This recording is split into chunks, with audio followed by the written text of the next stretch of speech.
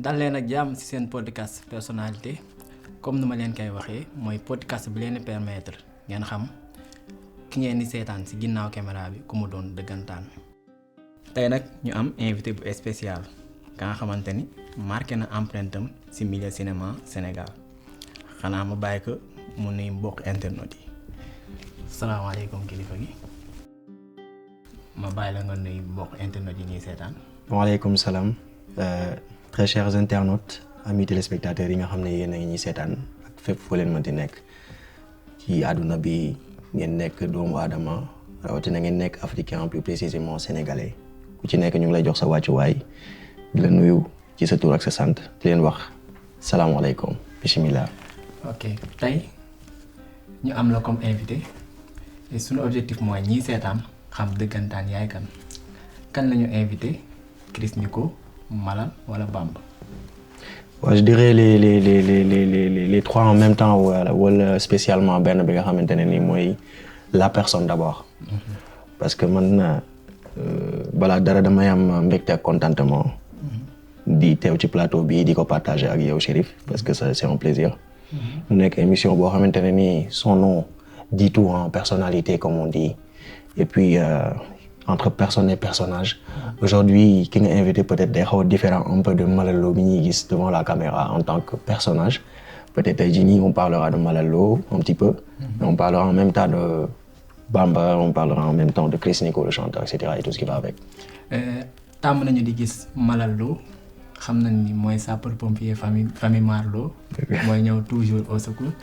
tey bëggoon naa ñu wax déjà ci Bamba.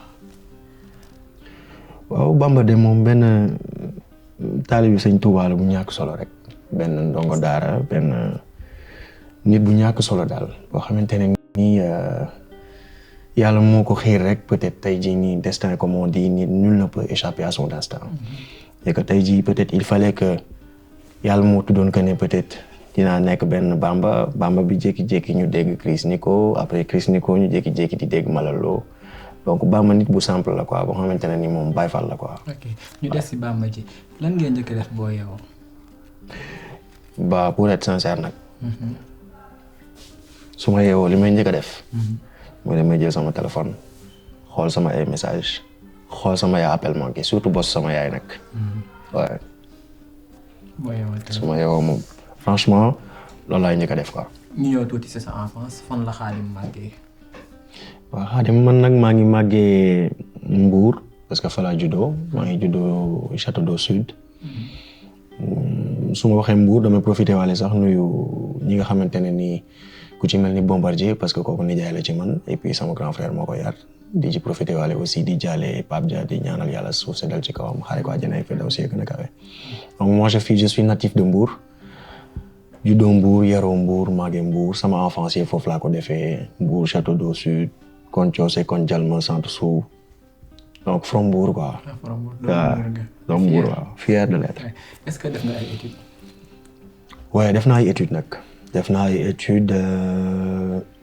je me suis arrêté en classe de terminale. Mais j'ai pas pu commencer l'année scolaire parce que je dirais même que j'ai arrêté les études en classe de première. Mais bi ma waree def terminale période boobu la sama papa décédé donc c'était compliqué. Très compliqué il fallait que ma ressaisir waat bu baax a baax parce que voilà à un moment c'était un choc et tout donc chamboulé na un peu sama cursus scolaire quoi. Après mais bon comme on dit rek yàlla tudd moom kenn mënu si dara. mais est-ce que décès paa bi moo waral nga arrêté jàng. effectivement wala nga arrêté bien. non effectivement parce que déjà à ce moment-là c'était pas facile quoi. C'était pas facile. Surtout nga nekk benn góor yàlla boo xamante ne ni yàlla ci juddu dafa def amoo chance su am rakk bu góor quoi man ay rakk yu jigéen kese laa am donc à ce moment-là c'était compliqué et il fallait que tey jii nii man ma bàyyi sama jàng pour mën di dem di def ay affaires et tout me débrouiller vous voyez un peu loolu bokk na si li bloqué sama cursus scolaire bu baax a baax parce que moment boobu noonu rek laa mënoon a def sa papa bu gaañoo te yow ay rakk yu jigéen kese nga am donc il faut nga takk sa ndigg il faut nga fas jom il faut nga góorgóorlu quoi donc muy noonu daal. mais quand même bëggoon nga jàng bëggoon nga continuer. effectivement parce que man de base j'étais très bien à l'école dama bëggoon jàng ba sama yaay sax bi ma bàyyee jàng ba dugg ci musique bi franchement pour dire vrai neexu ko woon quoi neexu ko woon parce que moom peut-être xamoon na sama niveau d'étude xamoon na samay potentiel ci côté intelligence rapidité autant pour moi surtout ci côté capté. je me rappelle ay primaire dama daan dajale ay 4 leçons taxaw di ko réciter devant la maison 4 leçons ay page bu ñu tëjee ma réciter lépp donc xawoon na ko metti tuuti mais voilà il fallait aussi tamit que ma takk sama ndigg parce que mënoo toog tamit amay rek jigéen ba pare paa bi nekkatu fii après voilà quoi foofu day xaw a compliqué mais bëggoon naa jàng trop quand même. dégg naa la léegi si biir wax nga ni ba nga bàyyee musique bi nga def kon avant théâtre bi musique bi moo jiitu. avant théâtre bi musique bi moo jiitu. te avant musique bi fecc bi moo jiitu. parce que man de base moi je suis danseur chorégraphe donc maa ngi bokkoon ci benn groupe boo xamante ne ni mi ngi tudd Mifa Underground may profité waale de passage di nuyuwaale ay gars yëpp ñoom Ron ñoom Lamine Diop ñoom MC xam nga Chico sama grand frère ñoo bokkoon groupe de danse et cetera et tout donc fecc bi moo jiitu ñu bëri nag peut-être xamuñu ko. fecc bi moo jiitu mais il y a une partie du public sénégalais yoo xamante ne ni peut-être ñi nga xam ne ñun ñoo doon def ay 72 heures hip-hop à la place de l'Obélisque et j'ai même eu à dire ça ci sama yenn émission yoo xamante ne ni maa ko defagum fii donc ñun ñoo doon def ay parties danse yi Blaise Senghor après Blaise Senghor on va à la place de l'Obélisque donc moi je faisais partie de ces danseurs là Mifa Underground ay Extreme B-Boys ay Soul Body Ground ay Israel ay yu bëri quoi donc c'était nous quoi. Tu vois un peu donc après nag si la musique bi ñëw musique bi nag dama ko alterner après parce que je faisais la musique en même temps maa ngi doon fecc mais dama yàgg bëgg musique quoi di imiter di am ay idoles et cetera et tout jusqu'à ce que affaire yi ça la mayonnaise prenne quoi donc après noonu la musique noonu la cumuler musique bi ak fecc bi ma nekk ci musique bi ma nekk ci ba nii tey yàlla jaam ak pexeem comme ni ñuy wax yàlla ak dogalam ba peut-être amaana yàlla moo tuddoon tey jii nii que ne on parlerait d'un certain Malal Lo et des familles sénégalaises. ñu dellu si waat tuuti en arrière. parce que dégg naa la nga nit aussi ba ngay def terminale ou même première. si la paa bi décédé après si nga arrêté jàng. nga nekk xale bu ndaw sa waajur bu góor génn àdduna nga nekk yow kese góor. nga arrêté sa jàng nan nga doon def pour assurer famille bi pour gérer. ouais c'était compliqué pour dire vrai c'était hyper compliqué parce que moment boobu awma rakk bu góor quoi ay rakk yu jigéen rek laa am comme je l'ai dit mais am naa ñaari mag yu góor comprendre nga mais gis nga comme li ñuy wax rek dama jàpp que ne nit ku mu mën ci doon nga nekk góor yàlla da nga war a am jom man même buñ nekkoon sans góor yàlla sax man yéene bi ma am ci sama yaay ak samay rakk yu jigéen loolu man maa ko war a remplir sama bopp personnellement xaaruma ci keneen ku ñëw rek bonus la war a doon mais man ak sama yéene sama xol mënuma may ma toog sama xol may ma ko woon quoi donc il fallait que je me débrouille de gauche à droite dem naa di liggéey ci usine def naa affaire yu bëri dem naa ànd ak nit di peinture ma koy nuyu de passage Nabi di nekk si ay chantier di liggéey ba ay 5 heures du matin tu vois un peu ce que je veux dire jóge fi dem nooto di jënd ay ndugg ay légumes ko def ci ay sac mais profité waale di nuyu waale ñi ma ko bokkaloon muy Maya Ismaïla ak Viviane ñoom ñu ngi may seetaante dinañ xam ni may wax ñuy jóge fii 5 heures du matin pour aller à nooto buñ paree bu ñu wàccee dañuy dugg ci àll bi parce que gars yi dañuy tere nit ñi di traverser foofu ñu dàq ci biir forêt bi ñii dem foofu noonu xam nañ li may wax may jóge foofu di ñëw fii ñu yegg si fii ay 17 heures war a dugg ba biir Kër Massar ñu jël affaire yi départager ko def ko ci ay saaku wut balance di peser chaque kilo on le vend à tel ou tel moo parewaat le lendemain on prend les sacs on les répartit ñu duggaat ci biir super yeeg njaga njaay yi pour di dem di defe ji livraison nous-mêmes tu vois un peu donc ak yeneen yoo xamante ne nii man je l'ai fait def naa ko quoi. voilà su dégg ngay wax à chaque fois da ngay citer ay tur mu mel ni yow fàttewoo say nitu démb. non wax dëgg yàlla samay nitu dem moom dama leen fàtte franchement ak lu mu mënti xew ak nu mu mënti demee man samay nitu dem lu mu leen fàtte moo tax tout le temps ça su may expliquer benn affaire damay tenir à le gën ko expliquer de manière mais en citant des noms en fait parce que booy citer ay noms nit yooyu ngay citer ñi ngi toog di seetaan ñoom ak seen famille te seeni famille aussi xam nañ la est-ce que tu vois un peu donc après c'est important aussi quoi waaw ñu delluwaat tuuti sa ba nga nekkee xale nekk woon booy bu lëj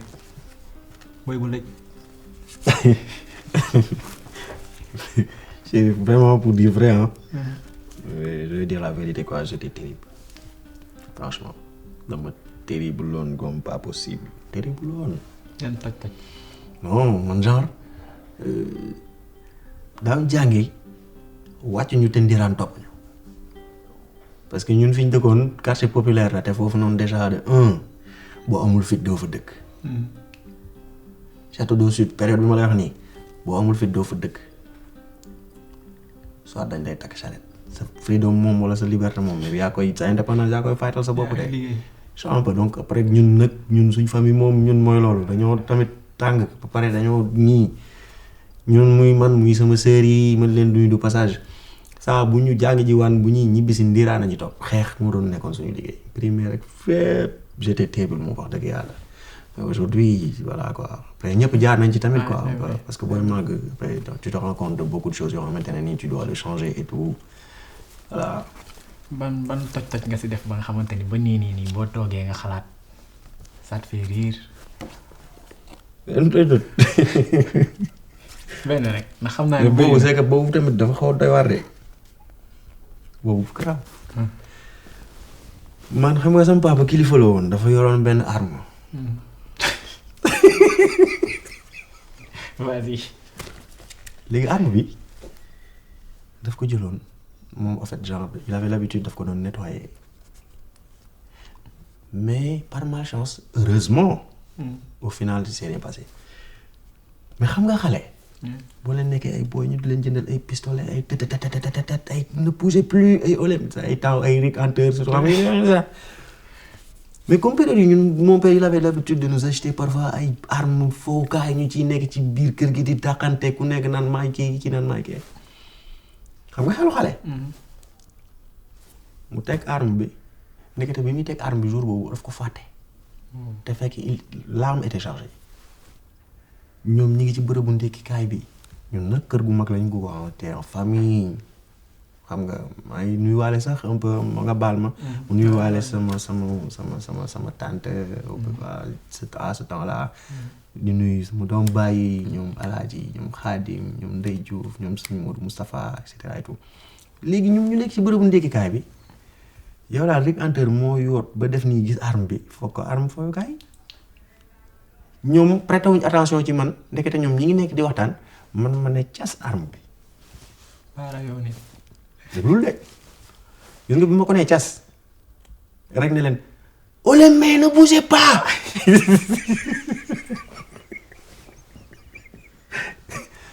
dégg naa bi ma nee oh les mains ne bougez pas ba nit ñi gëstu ba gis ne kii arme bi la yor moom laa yor kenn nooyatul léegi naa xoolal maanaam am na ñoo xam ne dañu doon jàppante seen yére yi ñu naan voilà ñu naan am na ko njëkk a wax ne bàyyi laa mu ne ko ñu ne ko noppi def leen ndànk di bouger mu bi tëdd mais voilà dégg naa loolu lañ def te léegi li ci gën a garaaw mooy ci biir histoire bi dégg naa comme xam nga buñ tiitee ñoom dañuy jàppante ñëpp naan nii dégg naa fu bëri mouvement rek la may jékki-jékki rek ti jëmbale fa am ne leen bougez pas mel ni boobu xale nga woon quoi. xale laa woon mais après dégg naa daal lañ may naxtaan di ma naxtaan mais gis nga dégg naa bi ma tegee arme bi biñ prononcé sama kaw. loolu laa xam ne du ma ko fàtte.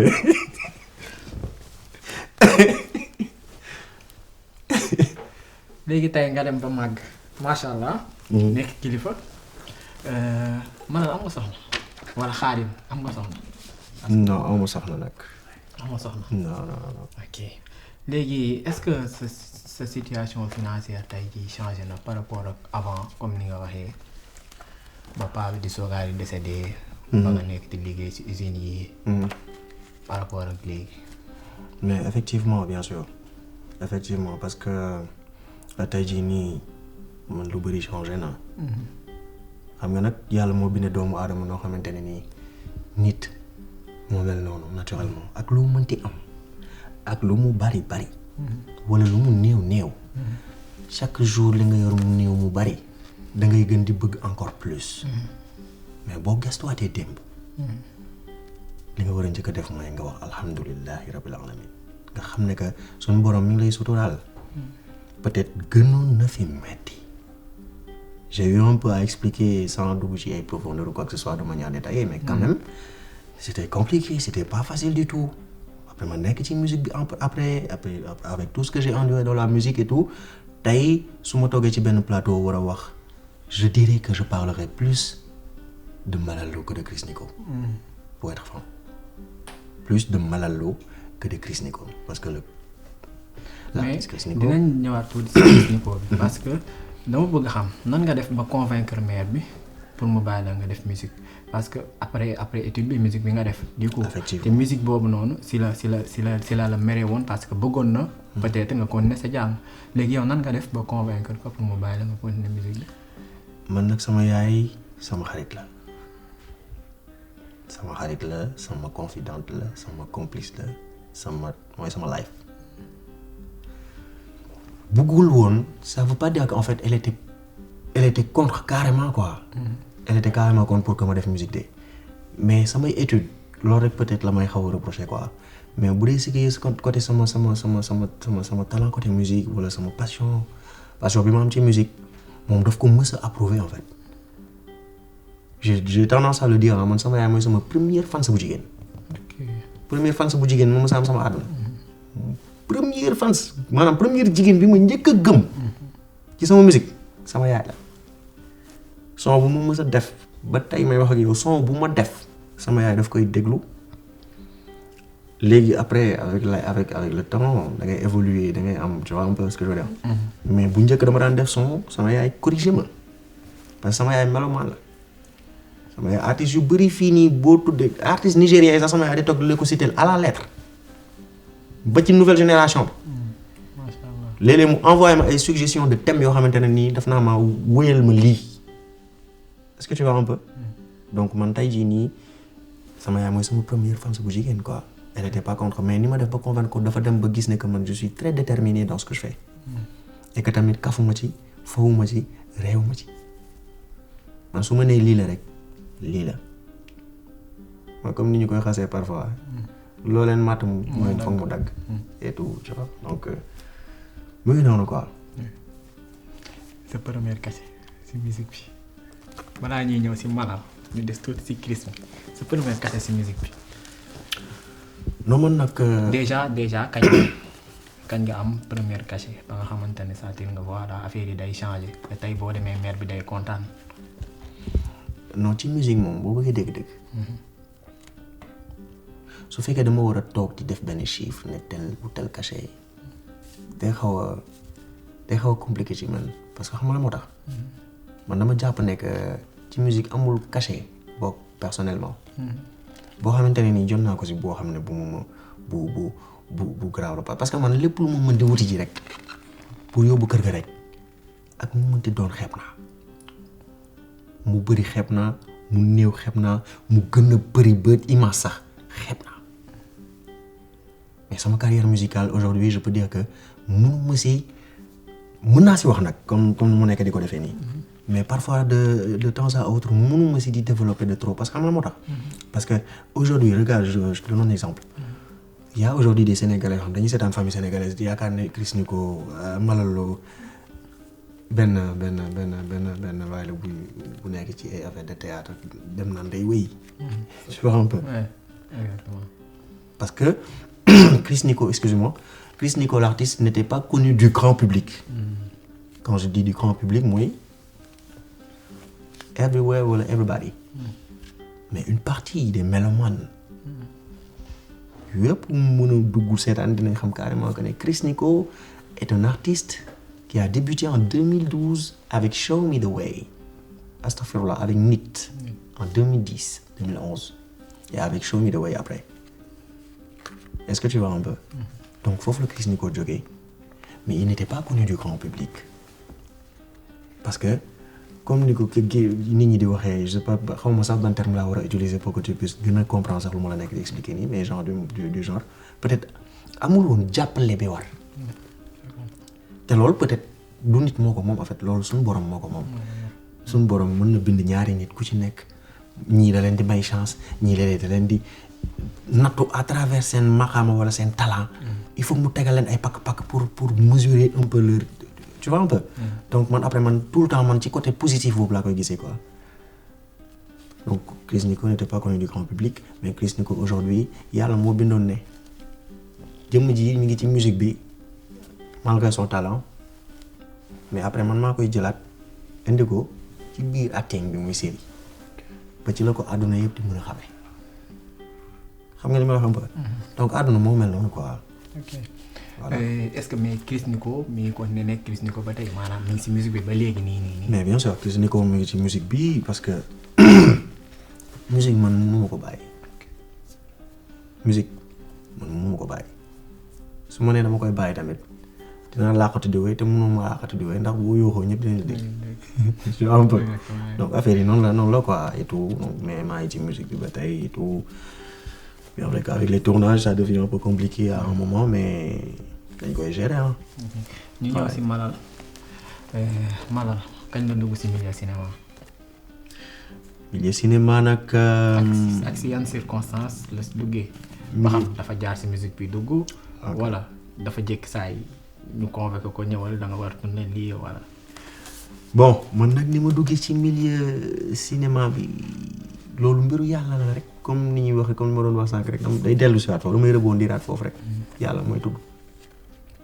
mooy sànq bi ma ne yàlla moo ne na xaaral ma jël ko fii comme moom amu fi bàjjen amu fi jàppale bokkul ci label boo xam ne dañ leen di dégg wala nit ñi di ko sotal xaaral ma jël ko fii indi ko fu ñu koy sotalee man bokk lecture boobu laa ci am je sais pas peut-être quelqu'un d'autre moo dem ci famille sénégalaise te bi may indi ci famille sénégalaise comment ça s'est passé dama toog ba yàgg Bas koy nuyu bu baax sama grand frère Bas bu atteindre rap bu Pixar moom téléphone di ma expliqué ne dafa am benn série boo xam ne dafa war a daw te dafa am benn son boo xamante ne nii la composition musicale elle est un peu compliquée parce que c'est des violons qui ont composé cette musique muy Duman parce que Duman je pense que tout le monde sait que c'est la série qui a passé des familles sénégalaises après mu expliqué ma un peu ma ne ko ok mu ne ma yow laa gis ne boo ñëwee di nga ko wéy quoi parce que dafa xaw a compliqué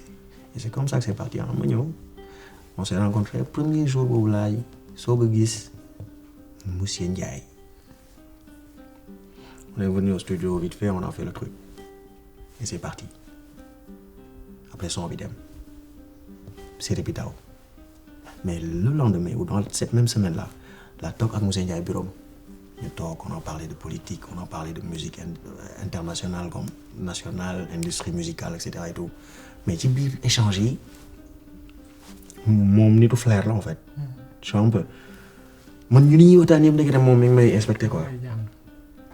et à un moment mu jékki-jékki ne ma mais yow lan moo tax mosuma la gis ci série ma ne ko man de man loolu man moom maa ngi ci musique bi série yi daan nañ ma ko léeg-léeg ay nit nañ ma wax ne am nga profil am nga di et cetera patati patata mais musuma ci show quoi après ci la ma wax ne moom benn projet boo xam ne yow personnage laa la ci bëgg nga bokk samay acteur gis nga ay mbir yàlla kon ce qui veut dire que juumoo ci musique boobu noonu la dugg see famille sénégalaise. musique bi nga jaar dugg si famille effectivement man monsieur Ndiaye mi ko njëkkee wax toog naa benn instant sax naan waa mais kii muy wax nii man bu ma diibu ma ne ko ok amul problème ma dem ba sama gaale jour bi ma Ndiaga Diop di jël si pour yóbbu mu tubaab jalaaw ma toog ci biir oto bi naan man dëgg fit man maa wax monsieur Ndiaye waaw nii man ma demee yàq mu film monsieur Ndiaye lan lay wax genre des doutes quoi nii top c'est parti je suis venu lumière ça tourne coupé bam kon famille sénégalaise mooy sa premier projet. première nga njëkk a joué. laa njëkk a joué. mais c'était difficile au début. je dirais pas que c'était difficile peut-être bu fekkee daa difficile woon rek man maa ko bëggoon rendre difficile. mais moi de base bi ma ñëwee ce qui a rendu les choses faciles mooy que dama ñëw fekk benn équipe technique boo xamante ne ni franchement ma ci profité wala bu baax nag di nuyu Lamine Ndiaye di nuyu Modou Yacine parce que cette première saison là on l'a fait ensemble bu ma ñëwee gars yi dañu ma te ba tey loolu fi am Pikini production moom famille sénégalaise équipe technique moom nit mën nga wax lu la neex mais dama ne la ku ñëw boo fi ñëwee benn yoon dootoo fi bàyyi parce que fii amul ay non ay Baye Fall ay genre tout le monde compose surtout nag ci buy soog a ñëw boo ñëwee takk ki ci kenn moo lay njëkk a romb këf sa saak yégalal la ko kii ñëw may la café kii ñëw takk la fii kii ñëw def la lii kii ñëw def la lii après vite fait dans les balaa 24 heures c'est parti tu yaa ngi ci biir famille bi est-ce que tu vois un peu. donc après noonu la ñëwee ma ñëw jouer benn scène xaw am ay doute naan waa man li ma joué nii ma koy wax sama xel quoi est-ce que baax na après ma génn taxaw noonu Lamine Ndiaye fekk ma fa ne ma scène bi nga joué sànq xamoo sax lan nga joué mais du ma fen nag bi mu demee maa ngi naan daf may jéem a encouragé nii rek may jéem a kii nii bu ma gën a am fit et tout mais après au fil du temps au fur et à mesure da ngay gis que ne après voilà la mayonnaise est en train de prendre et tout tu vois vite fait comme ça en famille sénégalaise première saison deuxième saison jusqu'au troisième saison. léegi macha allah dem nga ba adopté wu. macha allah alhamdulilah ku la joxoon tey nit ne la nga formé ko daa ko formé. non man nag xam nga nit moom man dama jàpp ne nit da nga war a wàcc sa bopp parce que c'est très important. fentele bu mu la mës a yóbbu ci benn vague boo xamante ne nii en fait tu vas te croire supérieur aux autres. il faut toujours avoir la tête sur les épaules mais les pieds sur terre aussi et c'est important c'est très important parce que fentele moo graaw man tey bu fekk du question na may man je te donne un exemple aujourd'hui man yu bëri à travers les réseaux sociaux moo xam Snap astafurlah man je suis pas Snap pour être sincère ay Instagram Facebook TikTok mais la majeure partie ñu may contacter pour affaire de série man je préfère être franc et dire à la personne man du man may jëlaate mais bu casting amee wala dara je tiendrai informé loolu c'est important mais pas jouer comme si man jàng li may jàng moo ko góol te seet na ma lu bëri lu ma war a loo xamante ne nii man maa ngi ciy focus te ci loolu laay liggéey every single day I'm working on it. ba léegi nga ni ñu bëri ñu lay contacter da nga leen naan carrément du yow yaay jël. mais bu casting amee di nga leen wax. mel na ni am na ñeneen ñi nga xamante ni kon dañuy profité ci loolu di wax tey jii tax dem bay wax la nga xamante ni nekk mënuñu ko wala du ñoom ñoo koy def. ouais mais bon xam nga rek milieu moom da ngay rebatas yàlla moo def loolu. mais loolu est-ce que jàppoon ne day yàq seen milieu bi. mais da koy yàq bien sûr da koy yàq parce que pour man nit bu dee benn daal nga am sax solo benn daal boobu bu dee yoroo neel yoruma c'est-à-dire que man dama authentique man su ma yorul yoruma mais yaafu suma tamit mais dire la vérité wàññiwul dara boo yorul yoroo boo jëlaate woo da ngay bàyyi ba indi nit ki ci ñi war a jël nga bàyyil ñooñu ñu saytu loolu parce que ñooñu loolu seen domaine la est-ce que tu vois un peu. donc man c'est comme ça que je fonctionne. ban séquence moo la gën a marqué ci famille sénégalaise ba nga xamante ni tourné nga ko ba pare après toog nga kontaan ci sa bopp wala sax mu triste ci yow. bon man nag bu fekkee séquence bu may triste loo. am na benn séquence boo xam ne ma ko seetaanee triste loo na ma quoi. et bon c'est même pas une séquence qui me concerne directement mais peut-être je faisais partie de la scène en fait. mooy séquence bi nga xamante ne nii moom la. parce que c'est pas parce que boo ma posé question ci séquence bi ma gën a triste loo que man dama war a citer sama bopp ci ku jouer séquence bi mais am na séquence boo xam ne dafa ma triste loo trop muy séquence bi nga xam ne dañoo foogoon ne àll dafa dee. mooy bi ñu dawee ñun ñëpp en vague toute la famille daw yooxo yi et cetera c'est-à-dire que la scène elle était tellement réussie que dafa vrai en fait mais man jour boobu bi ma li tax affaire bi triste loo ma mooy bi ma dugg see ci néeg bi ba gis àll ni mu tëddee ça m'a rappelé un peu les images du décès de mon père quoi bi mu dugg see et je me rappelle jour boobu sax jooy naa ci plateau bi ça m'a fait pleurer j'ai craqué quoi je vois un peu. Donc scène boobu peut-être que c'est pas une scène qui me concerne directement wala que man maa ko joué mu touché ma mais sama naataango moo ko joué mu touché ma ak samay naataango du moins autant pour moi. mu nekk scène boo xamante ne nii ça m'a un peu replongé dans des souvenirs yoo xamante ne nii voilà quoi et puis c'est humain. ñu génnaat tuuti ci Malal ñu ñëwaat ci Bamba. Bamba dafa am doom. waaw am naa doom bu jigéen bu rafet macha allah da koy ñaanal gudd fan ko ñaanal lu wér je l'aime très fort cette petite sorcière c'est comme ça que je l'appelle je l'aime très fort ouais. ban moment la Bamba di toog fier ci boppam. bon man nag peut-être yenn question yi mën naa sax di ko reformuler wala parce que peut-être ni ma ciy bëgg a répondre mooy tax mais man tant que sama yaay yóbbu ma ko Màkka 4 fois tant que tabaxaluma ko ay kër tant que amul ay chauffeurs yu koy jëli di koy yóbbu fépp fu mu mënti dem fier ko ma sama bopp pour être sincère. ban bis moo la gën a metti ci sa àdduna bis ba nga xamante ni doo ko mës fàtte. bis bi mu dul mës a fàtte sama life mooy bi sama papa décédé dund nañ ay moments yu difficile loolu du ma ko fàtte mukk y a eu un moment coupé nañ ñu courant ay weer maanaam pour expliquer le un peu le pourquoi de ma teel a ne bàyyi sama jàng fa sama toog H24 chaque jour dans le noir sondeel la ñuy taal lal matelas léegi moo dafa amoon benn jour boo xam ne xam man ay rakk yu jigéen rek laa am mais ki ci gën a ndaw ak ci kim topp dañoo xiifoon y avait absolument rien dans la maison léegi après man j'étais obligé ma ne xaaral ma dem ci boutique bi ma lef fa mburu ak chocolat comme bi ma ñëwee ba jub boutique bi ñaari porte la am léegi da ngay am na mën nga duggee porte bi comme mën nga duggee porte bi mais comme man yàlla dafa def ma nitu kersa laa bi ma ñëwee ba ci boutique bi ma gis que ne dafa bëri nit mu pose taxaw bi ma taxawee ma bàyyi ba nit ñi jënd ñi cëpp jënd génn ma dugg si ci boutique bi fukki dërëm sax yor ma ko woon ma ñëw ci boutique bi ne ko pour mu lebal ma mburu mi su mburu quoi mu defal ma chocolat mu ne ma dañuy def inventaire suba et cetera xam rek mais moment bi ma tontoo loolu man dafa mel ni sama tànk yi dafa damm comme boutique bi ñaari porte la am moment bi may bëgg dëpp noonu rek beneen porte bi am na sama benn cousin bu fa jaar nekkete moom tam mi ngi woon ci côté porte bi noonu di dugg si maa ngi koy ñaanal mu yàlla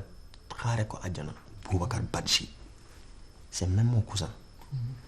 mu dugg si bi mu dugg see nekkete moom xam nga rek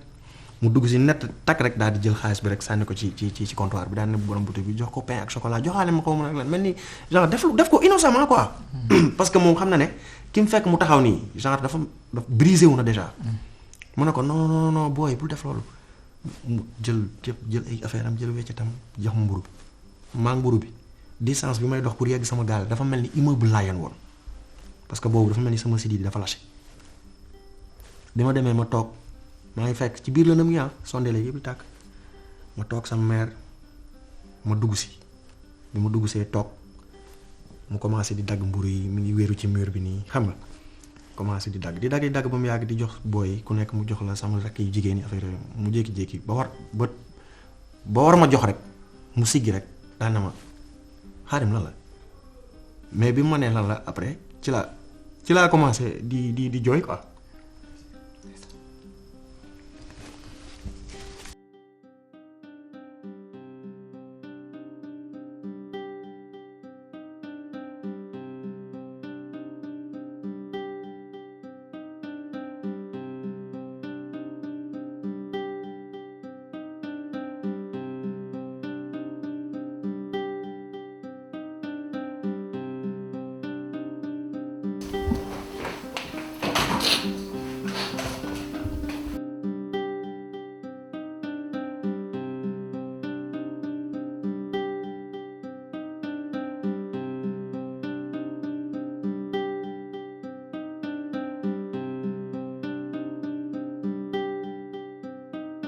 émotion bi moo bëri ba gars yi si ginnaaw sax mënatuñu téye seen bopp mel na ni malal si famille sénégalaise mooy malal seen biir kër. Ouais, je dirais parce que man moom bugguma dara lu metti sama yaay bugguma dara lu metti samay sœur ay rakk yu jigéen moom boo leen njabootee dama leen a ñëwantal daal dama leen ñëwantal may profité di leen nuyu ñoom ñëpp sama seex am jaara ak ñoom Ndey Faatu Nabu soxna May moom mooy sama yaay bu ndaw ko donc ak yaay booy yaawa Caadu Luxe donc maa ngi leen di nuyu bu baax a baax a baax. yàlla na la yàlla taxawul dëgëral la. amiin amiin amiin. sa première cachet si théâtre bi. Bon, moi d'habitude je préfère quand il s'agit de cachet ou quand il s'agit de quoi que ce soit ne pas rentrer dans les chiffres quoi, c'est-à-dire voilà non les comme gars yi boo xoolee mbëri sax boo leen laajee du la wax bien payé quand même. on est bien que la jëlee point 1 indi la ba point 100 et quelque kon kooku mi ngi lay yóbbu ci beneen level boo xamante ne nii boo constant wee rek que nga gëm ko tu vas aller au sommet quoi te man dama ko gëm. première fois bi nga génnee télé on va dire noo dundee mbégte boobu. waaye man nag Chérif dafa am benn affaire boo xamante ne dafa nekk si man dañ ma yar ci modestie ci yar ak i teggin ak amuk taalibe mooy maanaam nekk nit boo xamante ne ni amul bu la man sama yaay loolu pacte la sama diggante ak moom mooy maanaam bu la télé mës a changé donte nag di nga am plaisir bi mooy nit ñi la bëgg di la safoo te bëgg yëg moo koy fay moo tax man ñëpp laa mettre au même pied d'égalité au contraire man maa war a dagaani ji ndax man maay ki nga xam ne bu ma nit ñi xamee tey nit a tax te nit kooku mooy Aliou Ndiaye ma koy sante bas aussi nit ñi ma xam tamit ba tax ñu xam ma jëndalu ma leen connexion jëndalu ma leen téléphone xaw ma comment il se débrouille pour seetaan ba di ma gis di bëgg malaloo wala di bëgg maar wala batoor wala marietu wala whoever il faut que yow aussi nga delloo leen loolu donte mënoo dugg ci kër gu nekk jox ku nekk connexion bu mënoon a nekk ku ci nekk naa la delloowaat sa njëgu connexion mais comme mënoo ko wàcc rek plaisir bi nag mooy mbëggeel bi may won man dinaa jéem a def tout ba won la bu ko raw et c'est ça le plus important. Okay. Le plus beau jour de ta vie. Le plus beau jour de ma vie mooy jour bi ma njëkkee gis sama doom ma téye ko samay loxo mooy le plus beau jour de ma vie franchement joli.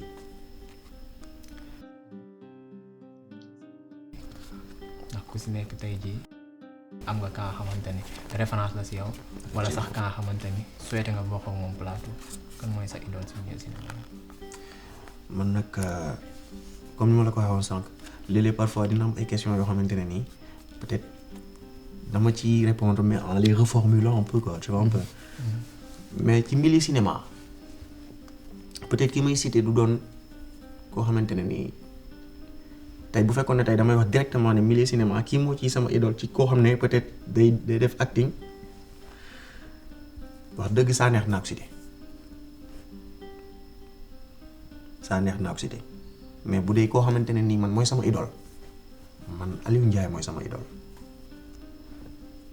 Aliou Ndiaye bu Pikini Production mooy sama idole. ñu koy nuyu de passage. ma koy nuyu de passage bu baax a baax di ko sant di ko gërëm waxatuma ci ay mbaaxu nit de parce que d'habitude Sénégal boo waxee mbaaxu nit rek dañuy jàpp ne danga koy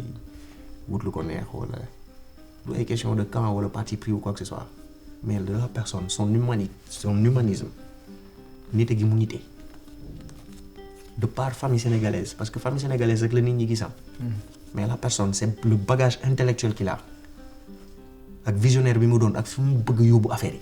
xam koo tax ma wax loolu man mooy sama idole et hormis affaire de série sax même sama carrière musicale même ci posture charisme bopp chapeau franchement maa ngi koy sant bu baax a baax. lan mooy projet yi soit si théâtre bi wala aussi si musique bi. musique bi bon man nag projet yi moom damay gën a préférer mettre ko en sourdine un peu parce que comme ni ñuy wax rek bu ñu xam fa nga jëm doo yegg donc boobu bàyyi ma xaw ko suul nii rek nekk ci yi fi Baay Faal yi rek ba après mais quand même gis naa sama bopp tamit ñaan naa yàlla di ñaan aussi Sénégalais yëpp ñu ñaanal ma ko ma teral sama yaay ba pare tamit delluwaat ñaanal Sénégalais yëpp yàlla na ñëpp teral seen i waajur ñu ko ñàkk it yàlla leen yàlla may lu ñu terale ku dul sax seen waajur mais man bëgg naa aussi ñu ñaanal ma bu baax a baax Sénégalais yi parce que gis naa sama bopp aussi tamit grâce aujourd'hui à monsieur Ndiaye muy Aliou Ndiaye bu Pikini Production tax na tey ma dem ba aspirer à jouer ci ay cinéma yoo xamante ne nii day doon ci biir Afrique ak all around the world même bu dul Sénégal ci différentes langues. par exemple c'est grâce à lui l'échelle internationale. effectivement te maa ngi nekk ci wéy boobu nekk ci même optique boobu noonu moo tax chaque jour que ça soit sur le plateau de Pikini Production que ça soit hors plateau je focus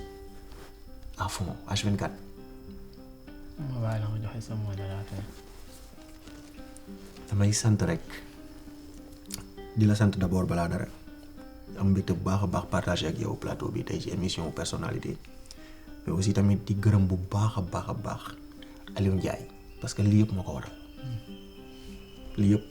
moo ko waral di sant sama yaay ko ñaanal mu gudd fan di ñaan bu ñu séddalee dara ci ginnaaw di sant bu baax a baax équipe technique bu Pikini Production équipe technique bu Pikini Production Maxa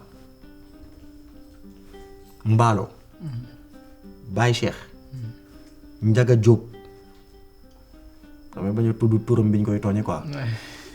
Laay Mbay tu vois un peu xam nga moo tax may jël sama temps di citer nii parce que xam naa ne ma ko may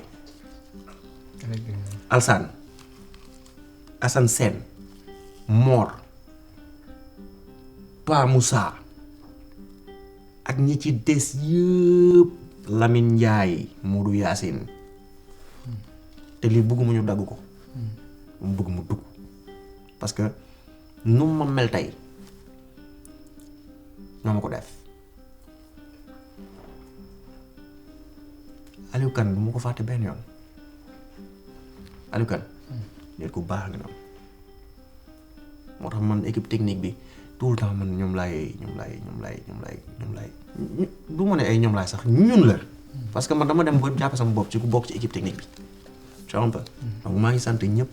di gërëm ñëpp di seetaan di sant autant pour moi ñi nga xam ne ñoo ñu doon seetaan yëpp fépp fu ñu mën ci nekk ci diaspora bi ak fii ci Sénégal ak everywhere in this world di ñaanal ñëpp jàmm di leen wax kontaan naa ci teew fii tey jërë ngeen jëf. et puis comme je dis mooy ni ma la ko waxee sànq rek artistes yi aussi du ma leen fàtte parce que tey jii nii ku ci mel ni Marlo ndaanaan la ci théâtre ak lu waaye man di wax man moom ci jiitu man considéré gu ma sama bopp comme koo xamante ne nii man joué katu série laa boo xamante ne nii voilà quoi war nga mën a taxaw di ngand wala ngay tudd sa bopp na mais maar dafa mën li muy def ñoom Marietou ñi may cité yëpp ñoom ñoo def particularité wu famille sénégalaise parce que chaque personne bi ñëw ñu choisir ko comme étant l'acteur mu war a dugg ci pour personnage bu ci nekk da nga ñëw réussir sa rôle quoi. Marietou dafa réussir rôle am Soxna Batoor dafa réussir rôle am Fanta Seydi dafa réussir rôle am Alima dafa réussir rôle am Sagar Ngoné Bigué Simone Soxna Mbose la maman Soxna Mbose Ami Diop c'est-à-dire que tout le monde a réussi son rôle moo tax tey peut-être tey yàlla teg loxo famille sénégalaise moo am benn spécialité bu nekk ci famille sénégalaise bu yàlla jël teg ci loxo dugal ko ci biir xolu sénégalais yëpp donc maa ngi sant waa Sénégal yi yëpp ndax Sénégal yi tamit li tax ñu war leen a sant mooy tey nu famille sénégalaise mel tamit sénégalais yi ñoo ko jël safoo ko ba tax tey ñun ñii ñu war a nekk ay soi-disant ay célébrité wala quoi que ce soit moi déjà je me considère pas encore comme étant comme tel mais dañuy sant sénégalais yi bu baax a baax ci ni ñu def famille sénégalaise ak ni ñu ko bëggee moo tax ñun dañuy mës di leen delloo mbëggeel boobu noonu maa ngi sant ñëpp di gërëm ñëpp yaa ngi dégg. C'était un plaisir pour toog ak yow partager ak yow moment yi nii. Plaisir partagé. Merci aussi si temps bu ñu accordé. mu solo ñoo ko bokk. C'était votre podcast personnalité nee naa leen mooy podcast bii tax ngeen xam lan mooy différence entre personne ak personnage tey nag ñu indiloon leen Bamba mais aussi ñu indiloon leen Chris Nico en même temps Malal muy 3 personnages duma fàtte aussi nuy équipe technique bi si ginnaaw personnalité li si dooree Assane Mohamed Pam Moussa Mor Mballo Allo ak gaa yëpp Baye Cheikh ku lim juum waaw kontaan nañ si yéen liggéey bi rafet na waaw di nuyu nag sama yaay bopp soxna Jaara Morom Poroxaan ak yaay Fatou ñu leen jox rendez-vous très prochainement incha allah.